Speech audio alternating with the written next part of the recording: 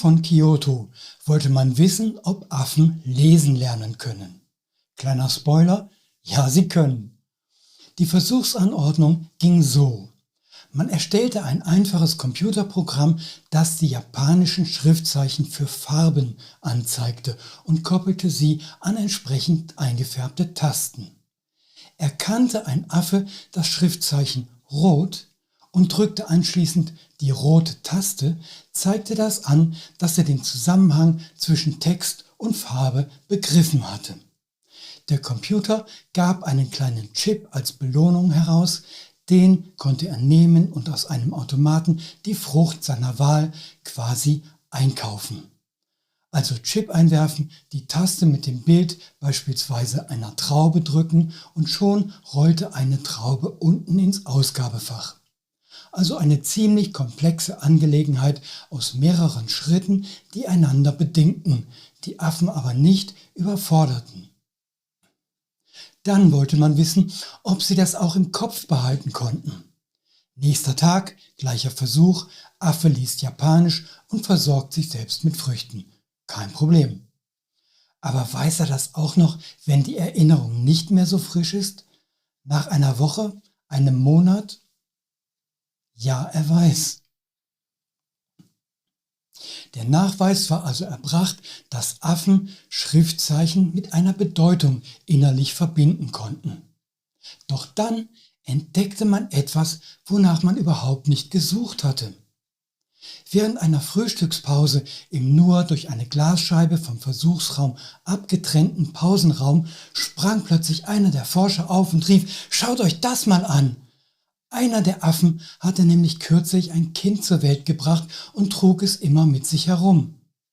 Das gab überhaupt keine Probleme. Die Affenmutter löste die ihr gestellten Aufgaben trotzdem, ohne dadurch gestresst zu werden, weshalb man ihrem Baby bislang nur wenig Beachtung geschenkt hatte. Doch nun sah man, wie das Affenkind alleine auf den Stuhl kletterte, ein Schriftzeichen auf dem Monitor betrachtete, auf den richtigen Knopf drückte, sich den Chip nahm und anschließend eine Frucht aus dem Automaten zog. Ohne dass ihm das erklärt worden war. Es hatte einfach durch Beobachtung gelernt. Affenkinder lernen also durch Vorbilder. Sie machen nach, was sie sehen und erhöhen dadurch ihre Kompetenz. Genau wie es Menschenkinder tun. Und das ist für sie eine überlebenswichtige Eigenschaft. Babys müssen sich intuitiv mit ihren Bezugspersonen verständigen und darauf bereiten sie sich schon vor ihrer Geburt vor. Unser Gehirn besteht ja aus zwei Hälften, die durch den sogenannten Balken miteinander verbunden sind. Sie erledigen unterschiedliche Aufgaben und ihre Entwicklung verläuft nicht immer synchron. Das rechte Gehirn ist zuständig für die Verarbeitung von Emotionen und Affekten. Es ist also kein Wunder, dass es in seiner Entwicklung vorausgeht. Beim Baby geht es ja darum, so schnell wie möglich einen guten Draht und eine feste Bindung zur Bezugsperson herzustellen, denn nur die garantiert das Überleben. Daher macht die für dieses Stadium zuständige rechte Hälfte einen Entwicklungssprung, bevor die andere später nachzieht. Sprachverständnis und Sprachnutzung sind in der linken Gehirnhälfte lokalisiert und wie wir wissen, dauert es eine Weile, bevor ein Baby sein erstes Wort ausspricht. Erst dann holt die linke Gehirnhälfte den Vorsprung, den sich die rechte schon ab dem letzten Schwangerschaftstrimester erarbeitet hatte, wieder ein. Bevor man sich durch Weitergabe verbaler Informationen verständigen kann, geht es also nur um rein emotionale Äußerungen. Doch genau wie die Sprache später, muss man auch die Gefühle erst einmal kennenlernen, erkunden und einschätzen können. Denn die können ganz schön erschreckend sein, ja gar überwältigend, wenn man sie das allererste Mal im Leben erlebt. Gegen angenehme Gefühle hat ja keiner was, da fühlt sich auch ein Baby einfach nur wohl. Schwierig wird es aber bei den negativen.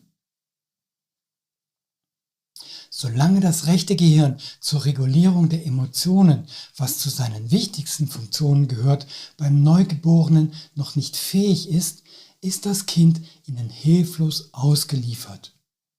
Wie sollte es auch wissen, dass Mama nur kurz unter die Dusche ist? Vielleicht kommt sie niemals wieder zurück und die Einsamkeit zerreißt ihm schier das Herz. Dem Baby verbal zu erklären, was los ist, bringt nicht viel, solange es keine Sprache versteht. Das linke Hirn aber ist noch nicht so weit.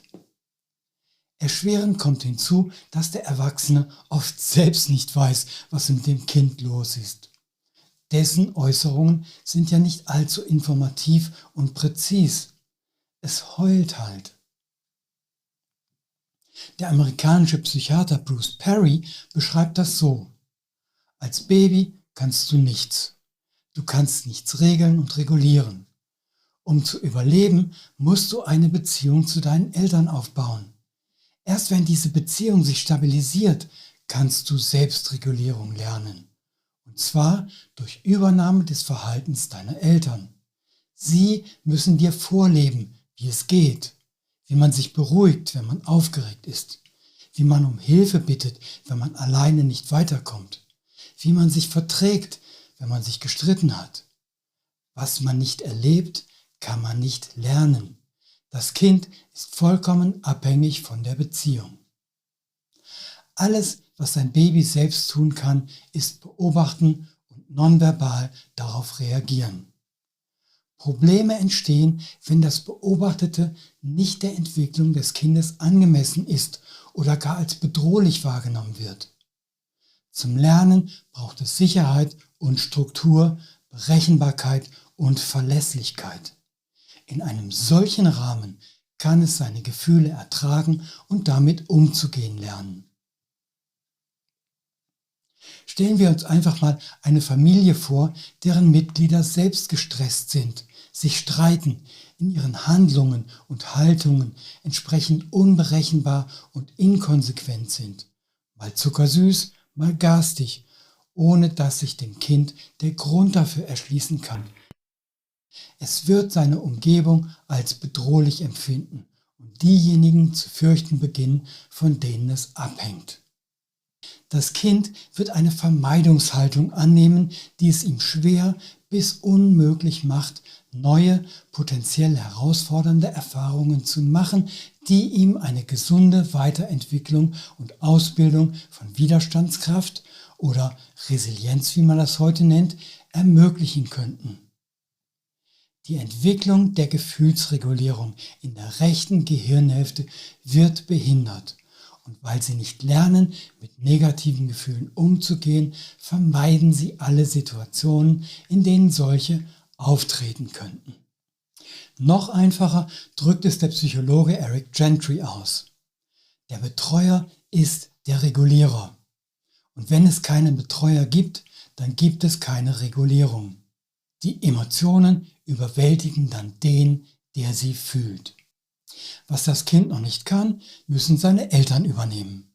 Sie müssen ihren Kindern vorleben können, wie man mit schwierigen Situationen umgeht und ruhig bleibt, statt auszuflippen. Das wird den Kindern ein Gefühl von Sicherheit vermitteln und die Erwartung, später selbst einmal ebenso souverän zu sein, wenn es um die Bewältigung von Schwierigkeiten geht, was jetzt noch seine Eltern fürs erledigen. Im Kopf sitzen unsere Spiegelneuronen, die uns übermitteln, wie andere sich fühlen. Sie ermöglichen, sich in andere hineinzuversetzen. Doch auch die müssen erstmal trainiert werden. Sind die Eltern sauer, weiß das Kind schnell, wie es sich anfühlt, sauer zu sein. Schlecht. Es übernimmt bzw. spiegelt die Gefühle seiner Eltern. Ist Sauersein eine Reaktion auf eine unbezahlte Rechnung, herumfliegende Schuhe oder einen vollen Mülleimer, den wieder mal jemand nicht an die Straße gestellt hat, dann lernt das Kind aus seiner Beobachtung und inneren Spiegelung, dass das wohl die angemessene Reaktion auf solche Dinge und Vorfälle ist. Der Alltag ist scheiße und da muss man eben brüllen. Das bietet zwar eine Form der Orientierung, aber es ist eine negative und damit das Kind beeinträchtigende. Besteht das Zusammenleben aus einer Aneinanderreihung solcher negativen Erlebnisse, was ist dann wohl noch von der sich entwickelnden Beziehungsfähigkeit des Kindes zu erwarten? Vermutlich keine Weintraube, die es sich selbst beschaffen könnte. Denn wer weiß schon, was passiert, wenn man die falsche Taste drückt. Vielleicht setzt dann das Geschrei wieder ein. Also lieber erst gar keine Taste drücken. Da ist man dann auf der sicheren Seite. Ein Affenbaby mit einer entspannten Mutter hat es da viel leichter als ein Menschenbaby mit tickenden Zeitbomben als Eltern, weil ein Partner vielleicht arbeitslos ist oder trinkt oder man von den Nachbarn gemobbt wird oder warum auch immer.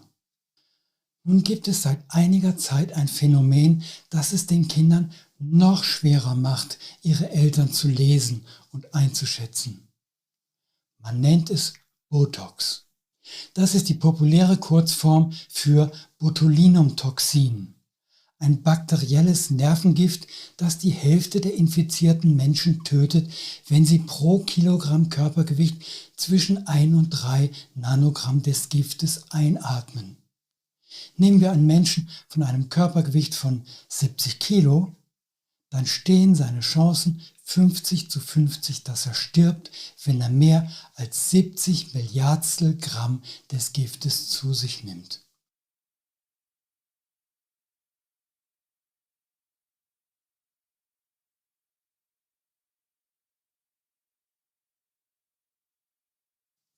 Man stirbt durch Lähmung der Atemmuskulatur. Man erstickt. Botox wird aber am häufigsten nicht zur Lähmung der Atemmuskulatur, sondern zu der Stirnmuskulatur verwendet, damit dort keine Falten auftreten.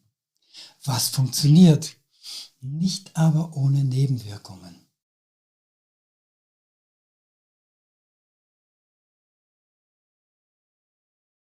Emotionen sind nämlich keine Einbahnstraße. Man zeigt seine Gefühle durch Körpersprache und Haltung, Mimik und Gestik nach außen an. Man kann aber auch andersherum Gefühle erzeugen, wenn man die entsprechende Haltung und Mimik willentlich reproduziert.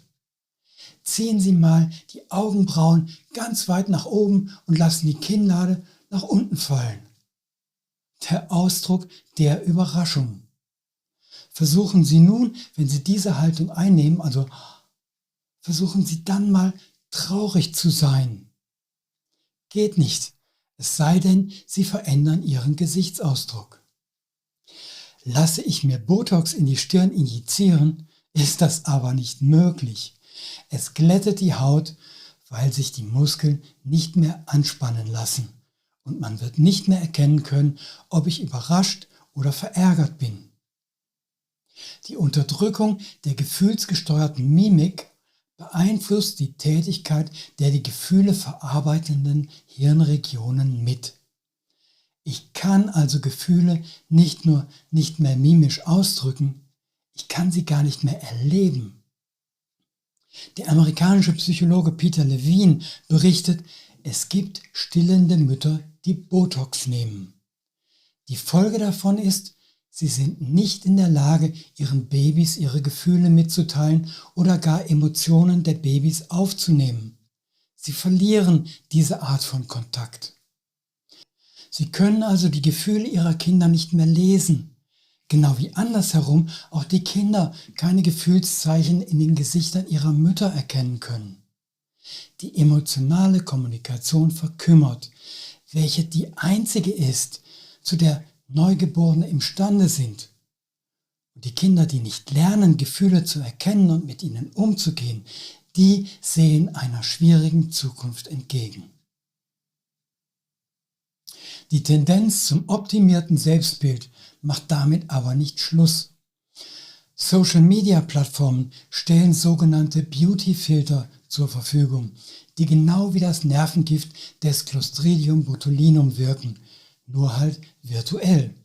Sie glätten die Haut auf den Abbildungen, die man ins Internet zum Zwecke der Selbstdarstellung hochlädt. Peter Levine schlussfolgert, wir haben einfach die Fähigkeit verloren, echt zu sein, die uns im Grunde menschlich macht und uns miteinander verbunden fühlen lässt. Peter Levine nennt das Botox für die Massen. Stress und die Bemühungen, seine Folgen inklusive Stirnrunzeln zu unterdrücken, um immer ideal auszusehen und sich ausschließend von seiner Schokoladenseite zu präsentieren, beeinträchtigen die menschliche Kommunikation und damit Verständigung.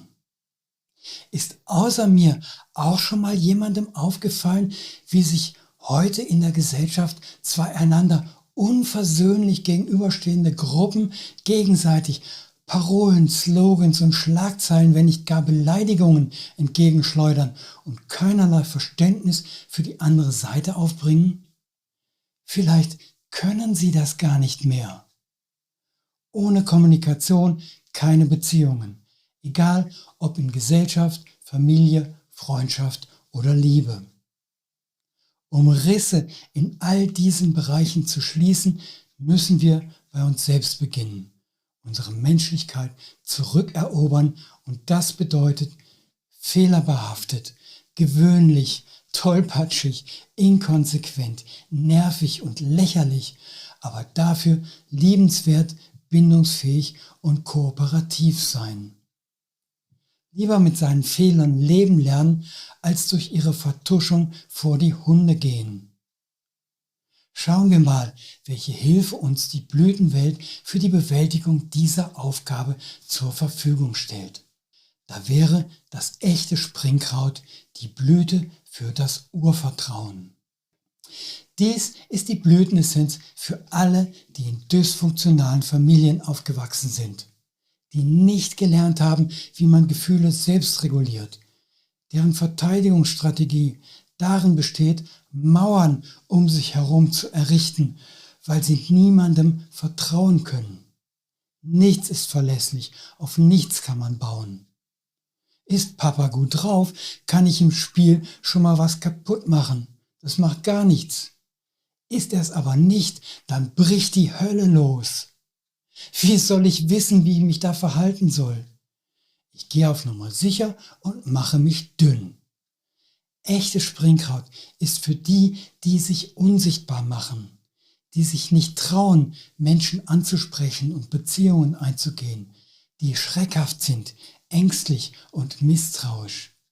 Sie lernen mit Hilfe dieser Blütenessenz langsam, ja, das kann dauern, sich zu öffnen, zu vertrauen, verletzlich zu sein, statt schreckhaft und im dauerhaften Verteidigungsmodus.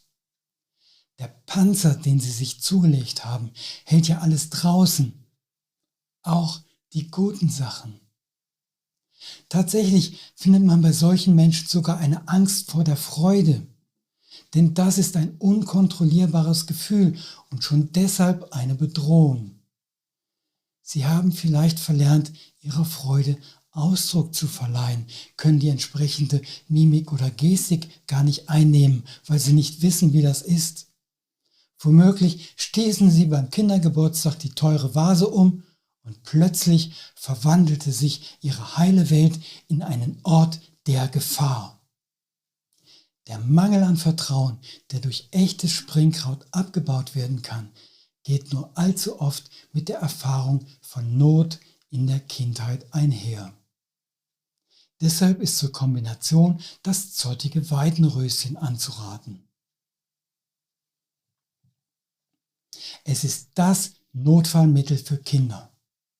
Man gibt es, wenn sie geschlagen, gemobbt, vernachlässigt, verraten, gehänselt oder im Stich gelassen wurden und sich diese Erfahrung tief in ihr Wesen eingegraben hat. Man kann solche Erfahrungen in der Vergangenheit lassen, wo sie auch hingehören. Man muss nicht täglich ein Schmerzupdate durchführen. Jede Angstattacke, die ohne tatsächlich stattfindenden Angriff erlebt wird, ist eine Attacke der Vergangenheit auf die Gegenwart, die aus einem selbst kommt. Das muss man ja nicht machen. Man kann lernen, damit aufzuhören. Aber weil das so mühsam ist ist manchmal die Unterstützung des zottigen Weidenröschens schon ganz hilfreich. Kiefer, die Bachblüte Pine, könnte die dritte im Bunde der hier heilenden Blütenessenzen sein, denn sie verhilft zur Selbstvergebung. Man vergibt sich, nicht perfekt zu sein. Egal ob das ein Schielen oder Stottern ist, ein Mangel an mathematischer Begabung, eine Hautunreinheit oder sonst irgendetwas. Mit sich selbst ins Reine kommen, das ist eine Hauptvoraussetzung für befriedigende Beziehungen. Jemand, der sich selbst nicht liebenswert findet, der strahlt das nach außen hin aus. Warum sollte jemand anders ihn liebenswert finden? Der sieht doch, das ist ein Mensch, der ist nicht besonders nett und liebenswert. Den lasse ich mal lieber links liegen. Ist jedoch dieser schwierige Schritt einmal gemeistert, dann kann eine Orchidee die Entwicklung endlich abrunden. Bei Love, der weinrot gefärbten Frauenschuhart, geht es ums Lieben, nicht ums Geliebtwerden. Es geht darum, die Kraft der Liebe im eigenen Herzen wieder zu entdecken. Mit ihrer Hilfe kann man die Nägel aus der vernagelten Beziehungskiste herausziehen und die Injektionsnadeln gar nicht erst in die Stirn hineinlassen. Und wenn nur einer von ihnen mitmacht, haben wir den wichtigsten Schritt geschafft. Den Rest erledigt ihre persönliche Ausstrahlung. Auch auf die, die sie vielleicht gar nicht mögen. Bis zum nächsten Mal. Herzliche Grüße, Ihr Dirk Albrot.